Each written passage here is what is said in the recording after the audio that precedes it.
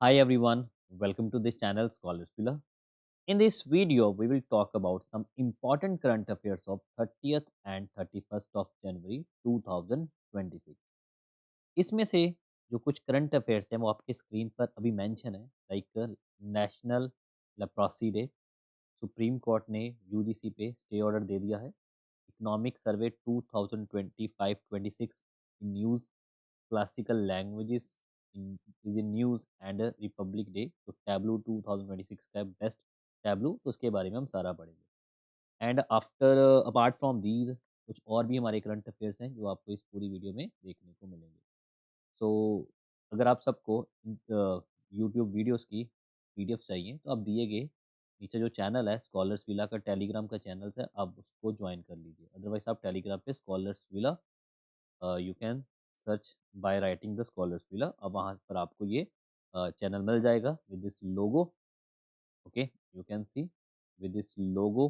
तो उसके बाद आप ये सारी चीज़ें डाउनलोड कर सकते हैं। So let's start with the 30th and 31st of January 2026। तो सबसे पहले आता है नेशनल लेप्रोसी डे। देखिए हर साल 30th ऑफ जनवरी को नेशनल लेप्रोसी डे कमेमोरेट किया जाता है। ओके, तो 30th जनवरी एंड 2026 तो ऑब्जर्व किया जाता है कब? 30 जनवरी को किया जाता है। और आपको पता होना चाहिए लेप्रोसी को हैंसेन डिसीज भी कहते हैं। ओके, हैंसेन डिसीज भी कहते हैं लेप्रोसी। तो leprosy is a kind of disease. Clear? अब आप मुझे मेंशन करिए कि जो लेप्रोसी है क्या ये बैक्टीरिया डिसीज है, वायरल डिसीज है, फंगल है या प्रोटोजोआ। तो कौन से ऑर्गेनिज्म से ये डिसीज होती है? बेसिकली इसका वेक्टर क्या है? तो क्या वो बैक्टीरिया है, क्या वो फंगी है, एल्गे है, प्रोटोजोआ है, क्या वायरस है? तो अब यू कैन मेंशन। तो on the occasion of a national leprosy day, तो 30th ऑफ जनवरी को ये एक comprehensive public awareness programme organise किया गया था दिल्ली हट में, to promote early detection and reduce stigma associated with leprosy. Clear? तो you can see the hands and disease. तो 30 जनवरी हमने याद रखना है। इसके बाद आता है हमारा उत्तराखंड। देखिए उत्तराखंड ने बेस्ट स्टेट अवार्ड जीता है for the promotion of aviation and ecosystem. Clear है? तो Uttarakhand has been conferred the national award for the best state for the promotion of aviation and ecosystem. तो एविएशन और इकोसिस्टम के प्रमोशन के perspective, who won this award? Uttarakhand. तो this is basically wings India 2026 में ये award present किया गया था। तो this recognising it's a strategic use of aviation to improve connectivity, tourism, public services in the challenging mountainous terrain. Okay, because you know that Uttarakhand जो आपका एक mountainous train है, तो उसमें बेस्ट एविएशन इकोसिस्टम को प्रमोट करने के लिए बेस्ट स्टेट का अवार्ड कौन जीता है? Uttarakhand. So the honor highlight the state growing role in strengthening Indian regional aviation landscape.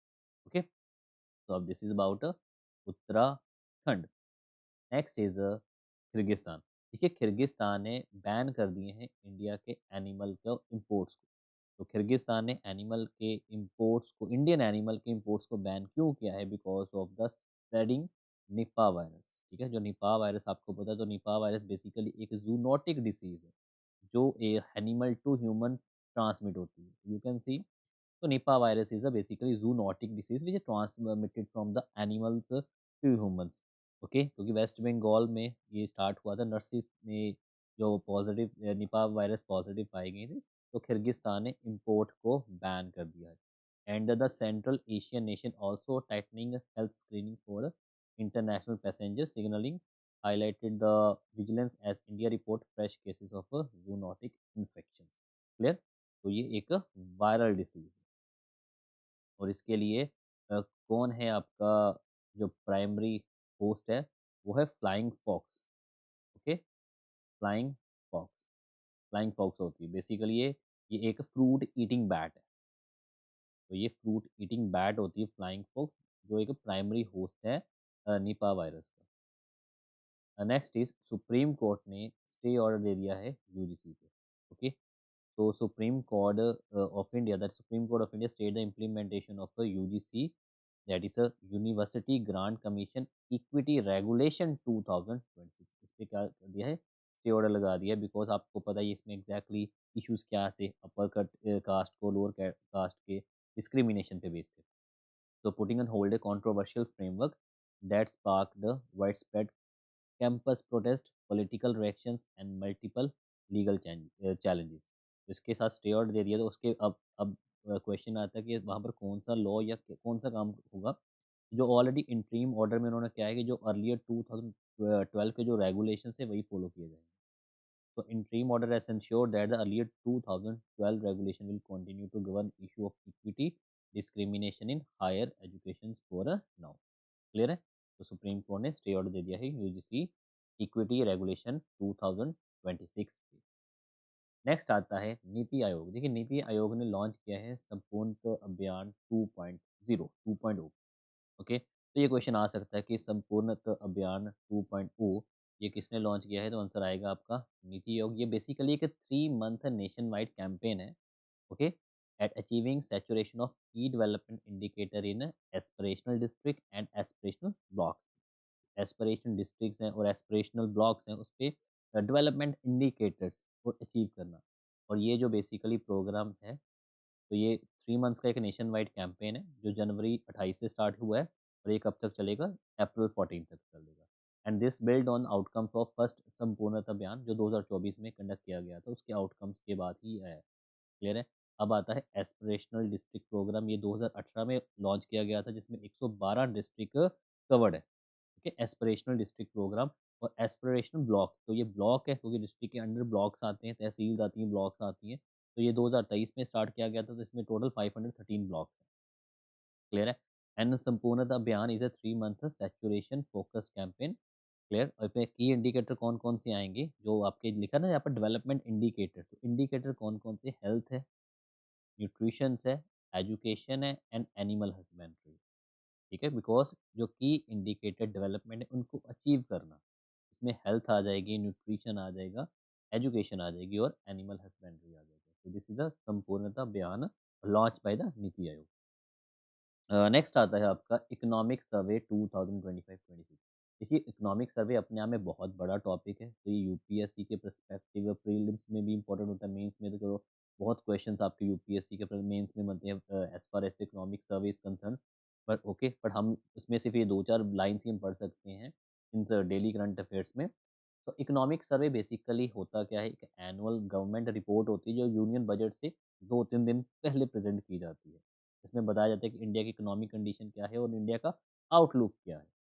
Clear है? तो ये यूनियन बजट से जस्ट 2-3 डेज गो, 2-3 डेज पहले ये एनुअल रिपोर्ट प्रेजेंट की जाती है। तो this is basically economic survey. तो it is basically prepared by the economic division of a ministry of finance. ठीक है, और मिनिस्ट्री ऑफ फाइनेंस के अंदर आपके टोटल 6 डिपार्टमेंट्स आते हैं, उसमें से एक डिपार्टमेंट प्रिपेयर करता है। मुझे बताइए वो कौन सा डिपार्टमेंट है जो इकोनॉमिक सर्वे प्रिपेयर करता है। तो it is prepared by the economic divisions, और ये किसके अंडर बनती है, चीफ इकोनॉमिक एडवाइजर, जो बेसिकली रिव्यू रिव्यू करेगा economic performance, sectoral trend, challenges, prospect. Clear है? तो ये यूनियन फाइनेंस प्रिपेयर, आपको पता कौन किसके अंडर होता है, चीफ इकोनॉमिक एडवाइजर के। और ये बाद में पार्लियामेंट के अंदर प्रेजेंट किया जाता है by the finance ministry. Clear? But आपको पता होना चाहिए जब हमारे इंडिया में बजट आया था 1951 में, तब it was the part of the budget. तो ये बजट के साथ ही आता था। ठीक है, तो ये बजट में ही होता था बेसिकली। पर 1964 में, क्योंकि ये आपको इम्पोर्टेंट है कि 1964 में इसको बजट से अलग कर दिया गया था। अब ये 2-3 दिन पहले प्रेजेंट किया जाता है और बजट आपका 1 फरवरी को आता है। तो आपको याद रखना 1964 में बजट को सेपरेट किया गया है, इकोनॉमिक सर्वे को बेसिकली बजट से। क्लियर है? तो इकोनॉमिक सर्वे लास्ट ईयर का होता है 2025-26 का, और बजट जो आपका आएगा वो होगा 2026 से 27 का। ये अपने याद रखना। नेक्स्ट है क्लासिकल लैंग्वेजेस। अब ये क्लासिकल लैंग्वेजेस न्यूज़ में थी, पर मैं इसमें कुछ जीके के पर्सपेक्टिव बता देता हूँ। देखिए 2004 में गवर्नमेंट ऑफ इंडिया ने हमारे कुछ सर्टेन लैंग्वेजेस को रिकॉग्नाइज करवा के क्लासिकल लैंग्वेजेस का ये दोनों दर्जा दे दिया गया था, तो शास्त्रीय भाषा। ठीक है, तो 2004 में ही भारत सरकार ने किया था। तो वो क्यों किया था, टू प्रिजर्व एंशियंट लिटरेचर और कल्चरल एंड सिविलाइजेशन लेगेसी। तो लिटरेसी, कल्चर, सिविलाइजेशन, इसकी लेगेसी को प्रिजर्व करने के लिए हमारे भारत सरकार ने 2004 में क्लासिकल लैंग्वेजेस को रिकॉग्नाइज किया गया था। Right now we have 11 classical languages. आज के टाइम पर कितनी हैं, 11 लैंग्वेजेस हैं। सबसे पहले कौन सी थी, ओल्डेस्ट, जिसमें कह लें तमिल 2004 में आ गई थी, फिर 2005 में संस्कृत आई, 2008 में कन्नड़ आई, 2008 में ही तेलुगु थी, और 2013 में मलयालम, और 2014 में उड़िया थी। तो ये तो हो गई आपके 6। ठीक है, तमिल इन 2004, संस्कृत इन 2005, कन्नड़ इन 2008, तेलुगु इन 2010, मलयालम इन 2013 एंड ओडिया 2014। और इसके अलावा जो 2024 में 5 लैंग्वेजेस को क्लासिकल लैंग्वेजेस का दर्जा मिला था, मराठी, पाली, प्राकृत, असमी, बंगाली। ठीक है, तो 6 + 5 11 हो गई। ठीक है, तो याद रखनी है तमिल, संस्कृत, कन्नड़, तेलुगु, मलयालम, ओडिया, उसके बाद मराठी, पाली, प्राकृत, असमी एंड बंगाली। देखिए, मिनिस्ट्री ऑफ होम अफेयर्स ने बेसिकली ये स्टेटस दिया था तमिल और संस्कृत, क्योंकि 2004 और 2005 का इनिशियल ये क्लासिकल लैंग्वेजेस का जो स्टेटस है, ये किसने ग्रांट किया था? मिनिस्ट्री ऑफ होम अफेयर्स ने। बाद में मिनिस्ट्री ऑफ कल्चर्स ने इनकी रिस्पॉन्सिबिलिटी ले ली, और आज के टाइम पर कौन स्टेटस देता है? Ministry of culture. और जो स्टार्टिंग में दिए गए थे 2 को, वो मिनिस्ट्री ऑफ होम अफेयर्स के द्वारा स्टेटस प्रोवाइड किए गए। क्लियर है? So this is about a classical languages. Next आता है सॉलिड वेस्ट मैनेजमेंट रूल 2026। ये भी बहुत न्यूज़ में है, बिकॉज 1 अप्रैल को, तो ये कब से लागू होगा? 1 अप्रैल 2026 को ये लागू होने वाला है, सॉलिड वेस्ट मैनेजमेंट रूल 2026। तो 1 अप्रैल 2026 को जब ये अप्लाई कर दिया जाएगा, तो वो क्या करेगा? 2016 का जो रूल है उसको सुपरसीड कर देगा। और इसके बेसिस पे कौन सी मिनिस्ट्री है? Ministry of environment, forest and climate change. तो यूनियन मिनिस्ट्री के द्वारा ये नोटिफाई कर दिया गया सॉलिड वेस्ट मैनेजमेंट रूल 2026, जो सुपरसीड करेगा 2016 के सॉलिड वेस्ट मैनेजमेंट रूल को। और ये कौन से एक्ट के अंदर आता है? एनवायरनमेंट प्रोटेक्शन एक्ट 1986 के अंदर आता है। ठीक है, और इसमें बेसिकली सॉलिड वेस्ट जो सोर्स है, सॉलिड वेस्ट एट सोर्स, उसको 4 स्ट्रीम में सेग्रीगेट कर दिया गया। ठीक है, तो 4 स्ट्रीम में सेग्रीगेट कर दिया गया एट सोर्स में। सबसे पहले आएगा आपका वेट, तो वेट में कौन कौन सा आ जाएगा? किचन वेस्ट आ जाएगा, फूड लेफ्ट ओवर आ जाएगा, फ्रूट एंड वेजिटेबल के पील्स आ जाएंगे, तो एक वेट हो गया। ड्राई में आ जाएगा आपका plastic, paper, metal and glass, ये ड्राई के अंदर कंसीडर किया जाएगा। सैनिटरी में आ जाएंगे आपके डाइपर्स, सैनिटरी नैपकिन, और फिर फोर्थ है जो स्पेशल केयर वेस्ट है, वो है bulb, batteries and medicine. Clear है? तो ये आपको याद रखना होगा कि 4 स्ट्रीम में सेग्रीगेट कर दिया गया है, और वो किसको किया गया? सॉलिड वेट एट सोर्स पे। सबसे पहला वेट आ गया, जो आपका किचन होगा, फ्रूट वेजिटेबल्स के पील्स हो गए, फूड लेफ्ट ओवर, तो ये सारी चीज़ें आ जाएंगी।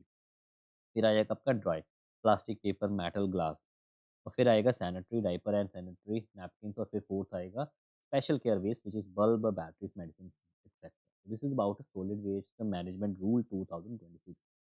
नेक्स्ट आता है रिपब्लिक डे टैब्लू 2026। देखिए, रिपब्लिक डे टैब्लू के बारे में पढ़ेंगे, क्योंकि आपको पता है हर किसी एग्जाम में इस पे एक क्वेश्चन बनेगा ही बनेगा।